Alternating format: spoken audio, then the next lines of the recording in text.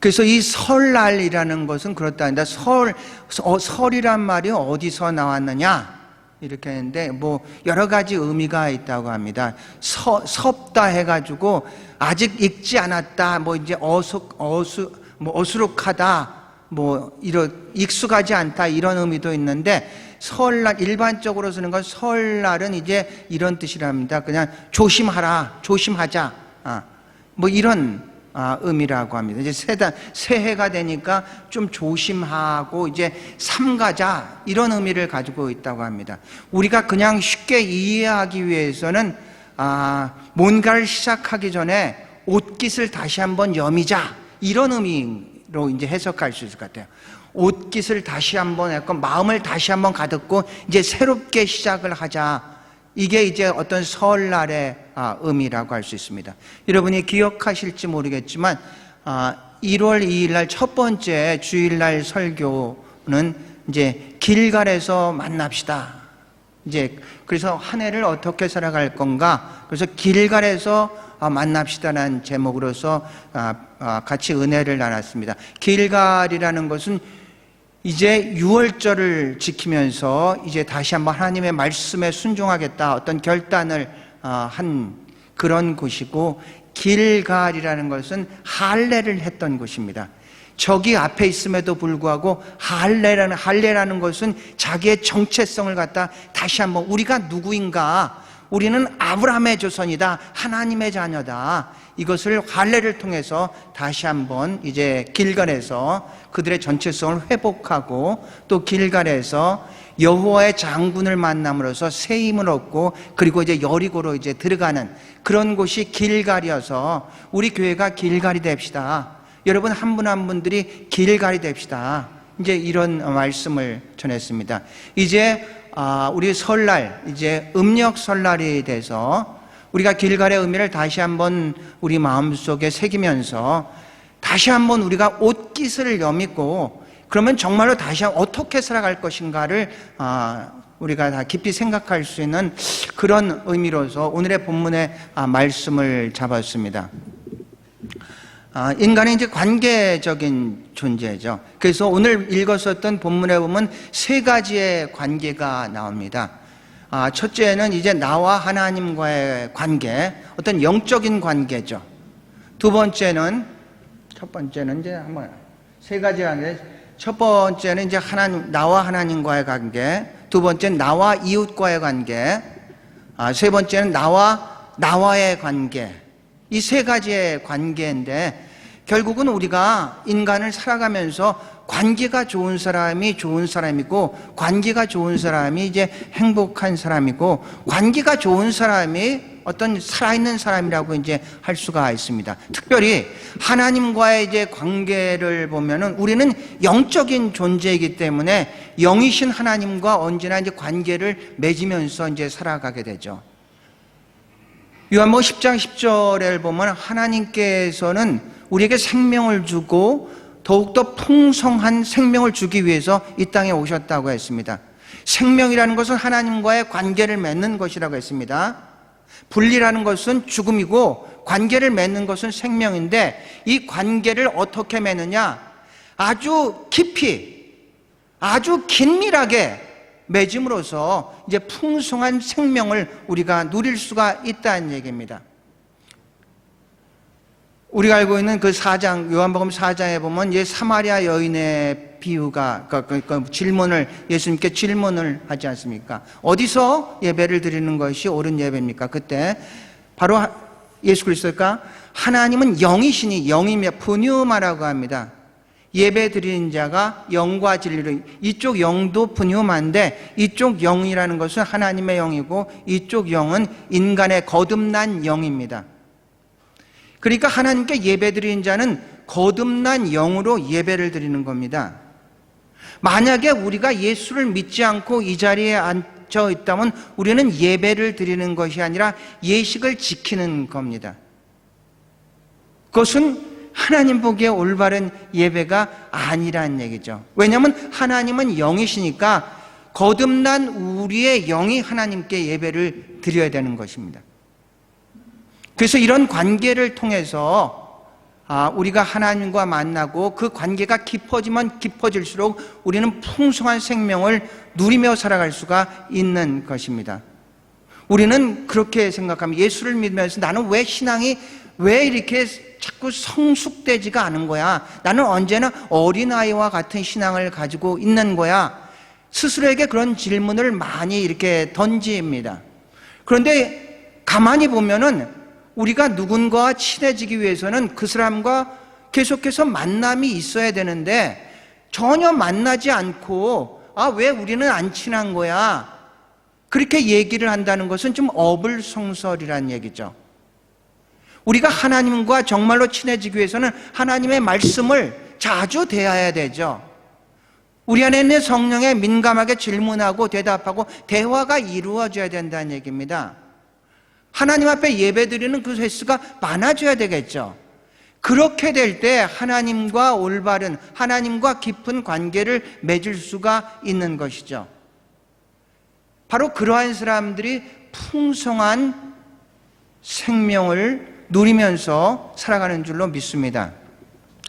두 번째는 나와 이웃과의 이제 관계입니다. 인간은 사회적인 존재라고 이제 얘기를 합니다. 사회적인 존재라는 것은 내가 상대방에게 영향을 받기도 하고, 또 내가 상대방에게 영향을 주기도 하고, 그런 이제 존재를 얘기를 하고 있습니다.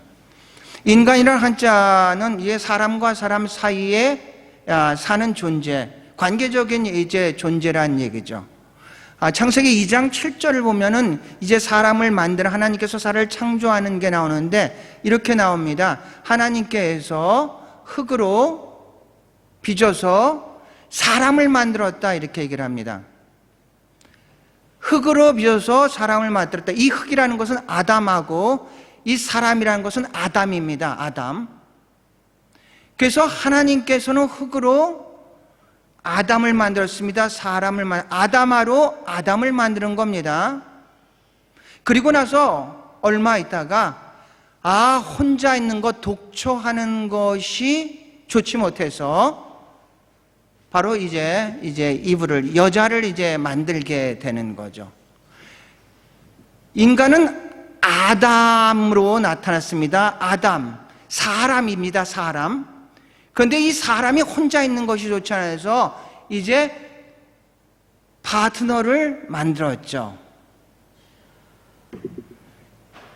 인간은 사람으로 태어나서 인간으로 살아갑니다. 사람과 사람 사이에 사는 존재가 바로 인간이라는 얘기입니다. 우리는 어떤 이 세상엔 독불 장군은 이제 없습니다. 무엇을 하든지 우리가 같이 더불어서 이제 살아가는 거죠. 오늘 아침에 오니까 그 키보드도 옮겨졌고 여러 가지가 제 구성이 다시 됐어요. 그래도 보니까 아주 깨끗하게 청소를 했습니다. 우리가 과거에 여기를 관리하던 분이 그 관리하던 교회가 그만두고 다른 위에서 이제 관리를 이제 다시 이제 시작을 한다고 합니다. 그래서 이 코로나가 끝나면 다시 만나서 이제 재계약을 해야 되는 그런 형편입니다. 여러 가지 왜 그렇게 됐냐고 직접 이제 여기 과거에 담당했던 분한테 이제 여쭤봤는데 뭐 구체적인 얘기는 하지는 않는데 뭐 경제적인 문제인 것 같습니다. 특별히 오미크론, 특별히 코로나 이 사태로 인해 가지고 어떤 그 사회는 물론이고 어떤 교회에도 굉장히 많은 이제 영향을 받고 있습니다. 우리 그랜빌에 그 교회가, 구세군 교회가 있었는데 얼마 전에 이제 팔렸습니다.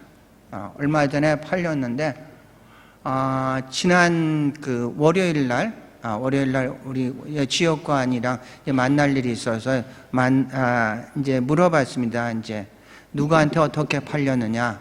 그랬더니 지역관이 이제 오퍼가 한 5군데 정도 왔다고 합니다. 그 중에 하나가 이제 한인 히스토리 처치가 이제 오퍼가 이제 들어온 겁니다. 그런데 그 오퍼가 들어온 그 단체 중에서 무슬림이 있었는데 오퍼가 이 히스토리 처치보다 훨씬 많이 오퍼가 딱 들어왔다고 합니다. 그래서 회의를 했다고 합니다. 우리 교회가 아무리 돈을 많이 준다고 해서 무슬림의 모스크가 되는 게 그게 있을 수가 있겠느냐. 그래서 그쪽은 캔슬을 시키고, 그런데 그런 얘기는 안 하죠. 그런 얘기는 안 하고 히스토리 처치를 이제 거기에다가 이제 팔았다고 합니다. 근데 사실은 히스토리 처치가 이걸 모른다고 합니다. 특별한 얘기를 하지는 않고 그냥 이제 줬는데, 그래도 감사한 것은 그 히스토리 처치가 거기 교회를 사고 그리고 이 메일을 보냈다고 합니다. 너무 감사합니다.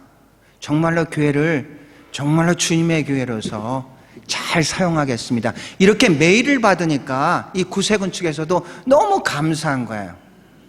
그냥 팔았으면 끝나지, 이런 어떤 물질의 관계가 아니라, 구세군에서는 얘기를 안 했지만 사실은 오퍼가 이렇게 세게 왔는데 안 했다, 이런 얘기는 안 했지만, 그럼에도 불구하고 거기서는 자기들한테 판 거에 대해서 무척 감사하게 생각한다고, 이런 이제 비하인드 스토리가 있습니다. 지금 이제 교회들이 이제 굉장히 다 어려워요. 다 어려운데, 우리는 이 살아감에 있어서 이 더불어 같이 이제 살아가는 거거든요. 우리만 잘 살면 돼, 이게 사실은 맞지 않는다는 얘기입니다. 하버드대학에서 75년 동안 724명을 대상으로 해서 75년 동안 이제 과연 어떤 사람이 행복한 사람인가를 갖다 이제 조사를 쭉 했다고 합니다. 75년 프로젝트니까 어마어마한 프로젝트죠. 그리고 결론으로 이제 한 가지의 단어가 이제 제시됐다고 합니다. 어떤 사람이 행복하게 살아갔을까? 한 가지의 그 단어는 무슨 단어냐면 관계란 단어를 합니다. 어떤 사람이 행복했냐면요, 관계가 좋은 사람이 행복한 삶을 살았다는 그런 결론을 이제 내렸습니다. 관계가 좋은 사람이 건강했고요, 관계가 좋은 사람이 뇌도 발달됐다고 합니다. 그래서 이 세상은 모든 것들은 이제 관계로 이루어지는 것이다, 이제 이런 얘기를 거기서 이제 결론이 내렸습니다. 우리가 내 옆에 있는 사람은, 여러분은 옆에 있는 사람을 어떻게 생각하십니까? 이 자존심과 자존감과는 글자는 비슷하지만 아주 분명하게, 아주 극심하게 틀린 단어입니다. 자존감이라는 것은 자존중감을 얘기를 합니다. 정말로 내가 귀한 사람이야, 내가 소중한 사람이야, 이런 것이 이제 자존감이고, 자존심이라는 것은 너와 비교를 해서 내가 그래도 난 사람이야, 내가 뛰어난 사람이야, 이런 의식을 가지고 있는 것이 이제 자존심입니다. 그래서 이 자존심과 자존감은 우리 시소와 같은 그런 역할을 합니다. 한쪽이 올라가면은 한쪽이 내려가게 되어 있습니다. 자존심이 강한 사람일수록 자존감은 아주 낮습니다. 왜냐면요, 자존심이 강한 사람일수록 열등의식이 굉장히 깊거든요. 그래서 언제나 척을 합니다. 더 강한 척, 더 많은 건 척, 더 센 척, 이런 척을 이렇게 하게 됩니다. 자존감이라는 것은 있는 그대로의 나를 받아들이는 건데, 자존심은 비교를 해가지고 내가 너보다 나아, 그러면서 자기 자랑을 하는 사람들입니다. 그래서 자존심은 자기 자랑을 하는 사람이고 자존감은 자기 사랑을 하는 사람입니다. 우리 주변에서 자기 자랑을 많이 하는 사람들이 있습니다. 그러면 여러분은 그렇게 생각하시면 됩니다. 아, 저분이 자존감이 아주 낮은 분이구나.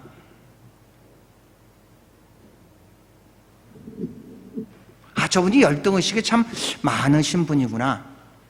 자존감이 낮은 사람들은 어떻게 사냐면요, 자기가 자기를 인정하지 못하기 때문에, 있는 그대로를 인정하지 못하기 때문에 남의 평가에 아주 민감합니다. 남이 나를 어떻게 생각할까?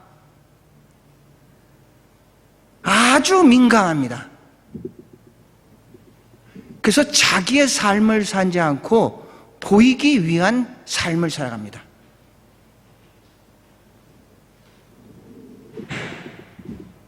문제가 생기잖아요. 남의 탓을 아주 잘합니다. 이건 내 탓이 아니야. 환경 탓이고 조상 탓이고 너 때문이야. 자존감이 낮은 사람일수록 그렇게 반응을 합니다. 인생을 마지막에 가면은 사람들이 후회하는 것 중에 가장 많이 후회하는 것은 자기의 삶을 살지 못하고 남의 삶을 살았던 것을 후회한다고 합니다. 남을 너무 의식하다 보니까, 남의 평가에 너무 민감하다 보니까 자기가 원하고 자기가 바라고 자기가 의도했던 것들은 그런 삶을 살지 못한 것에 대한 많은 후회를 하게 된다는 얘기입니다. 자존감이 낮은 사람일수록 자존심을 방어 기제로 사용합니다. 방어 기제라는 건 심리학적인 용어입니다.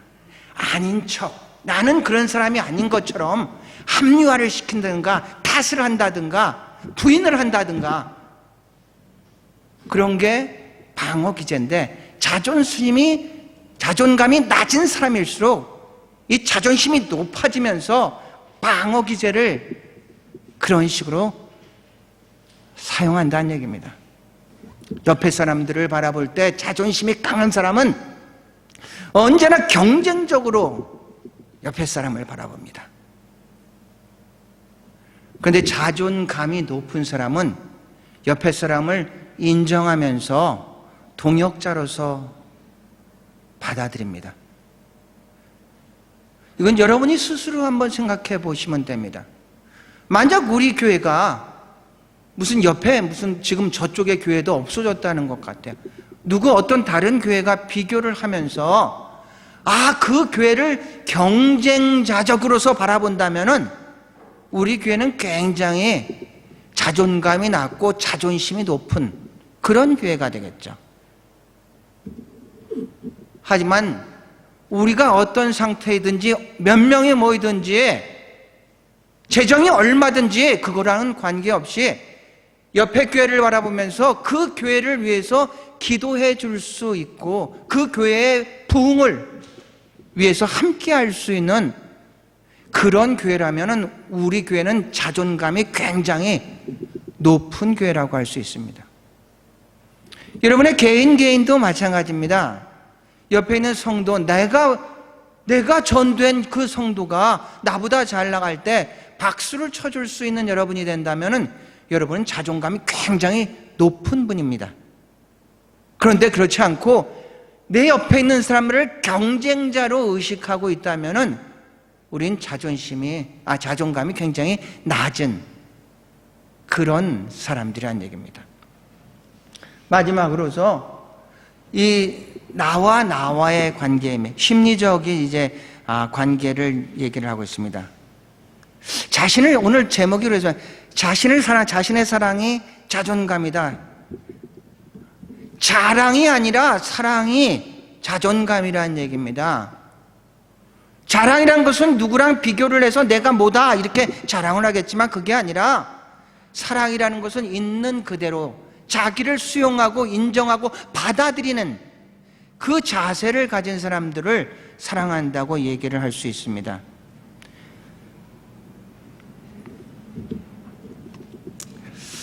왜 우리가 사랑할 수 있습니까? 자기 자신을 사랑하지 않는 사람은 이웃을 사랑할 수 없습니다. 자기 자신을 사랑하지 않는 사람은 하나님도 사랑할 수가 없습니다.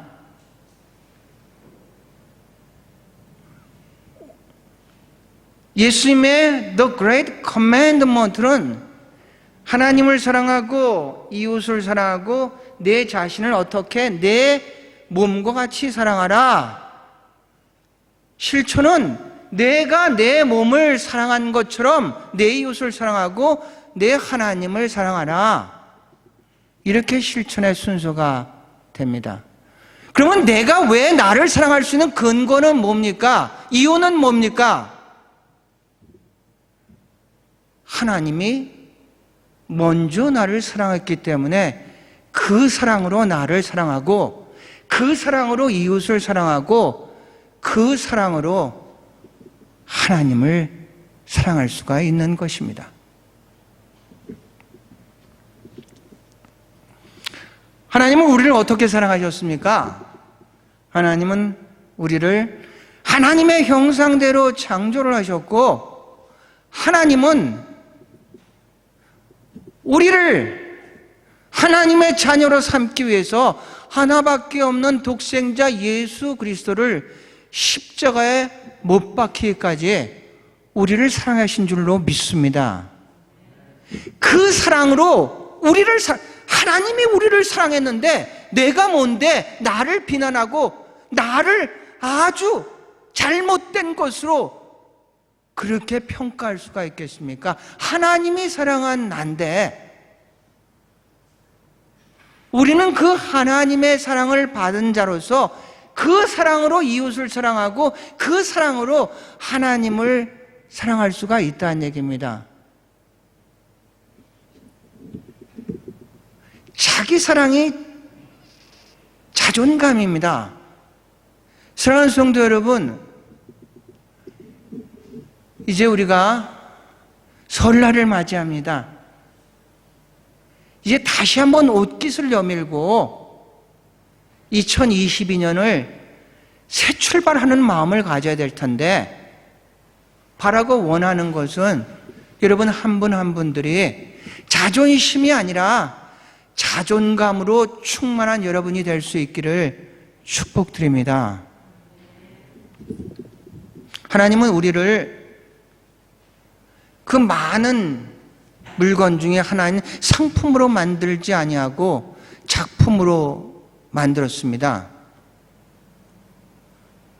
그것도 우리 한 사람 한 사람을 전무후무하고 유일무이한 걸작품으로 우리를 만드신 줄로 믿습니다.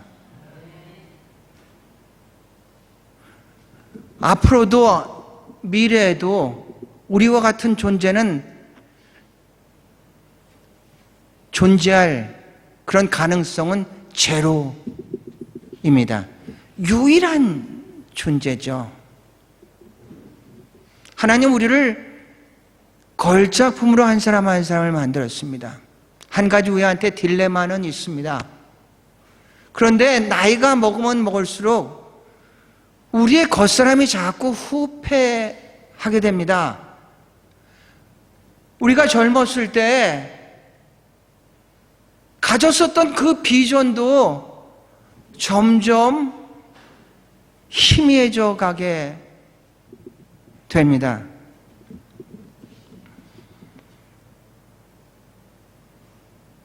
그런데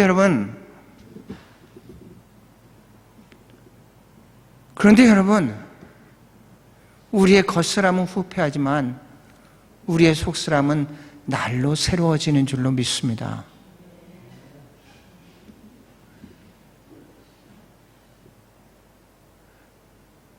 하나님이 부르는 그날까지